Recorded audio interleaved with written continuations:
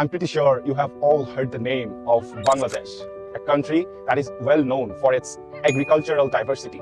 And agriculture is the main source of income here. Also, it is one of the most important criteria that needs to be fulfilled to ensure food security for a developing nation like us. As of now, you have understood how much agriculture means to Bangladesh. But in reality, Bangladesh's agriculture is struggling because of severe energy crisis.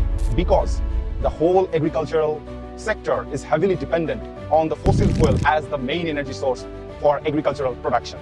Due to this dependency entirely on the fossil fuels section, the farmers are heavily struggling because of many factors like the increase of price, the fluctuation of supply, and leading to uncertainty of their production and their fate.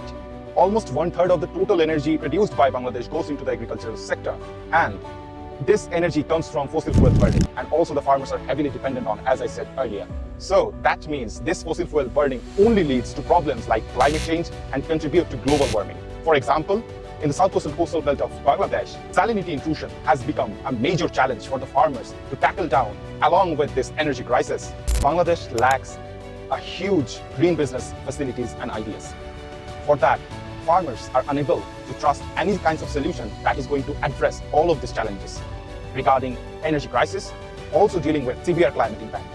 All of the initiatives that has been taken so far by all the government agencies and the NGOs, they have failed severely because all of those policies that were implemented were followed by a top-down approach where the participation of the stakeholders were not ensured at all. Therefore, we give you our solution, our project, SolAgro, where our project is a community-based project, and the community owns this project because the original idea and the concept we have taken it belongs from an indigenous practice from that particular community. In SolAgro, what we did is we introduced floating agriculture, where 100% of the material are recycled materials and considered as waste. We built our structure from all the recycled material available in that local area. That means 100% environmental friendly, where we utilized the waste and converted it into energy. The majority of the household wastes and the agricultural wastes like water hyacinth, invasive species that can create a lots of problems for fisheries and the agricultural sector, we have made sure that we have utilized it for our method. Our main exclusivity of this model is it can reduce salinity in the ground and the water level by the help of a plant, a nature-based approach. Again, the plant is halophyte, a salt-loving plant that can uptake salt from the ground and the water level, resulting in desalination of ground and water.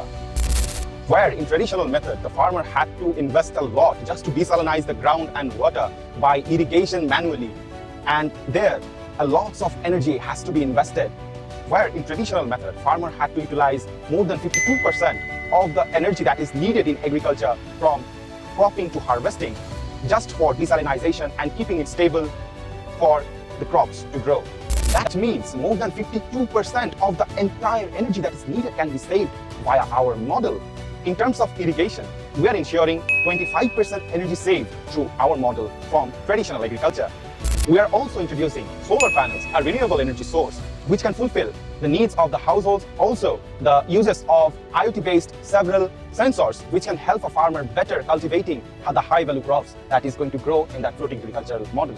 Our model has several exclusivities, such as where in traditional agricultural model, only vegetables can be grown in floating agricultural bed, but in our model, high-value crops like rice, wheat can be also grown with 30% more crop yield.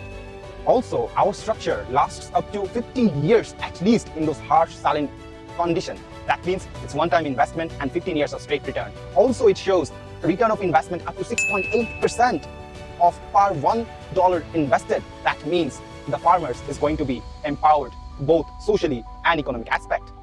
One of the most important aspects of our model is it emits 95% less methane than traditional agriculture. Also, in our method, it saves about more than 70% of the total energy that is required in this agricultural sector. That means less cost, much more profit for the farmers. In our method, we are ensuring that not only men but also women are leading in this green energy transition. That's why we have created more than 50 local women champions that are leading this green energy transition to the local level and preaching our project to the community farmers.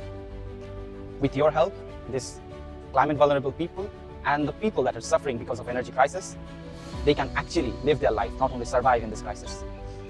Come join us. With Eco Sentinels, we can.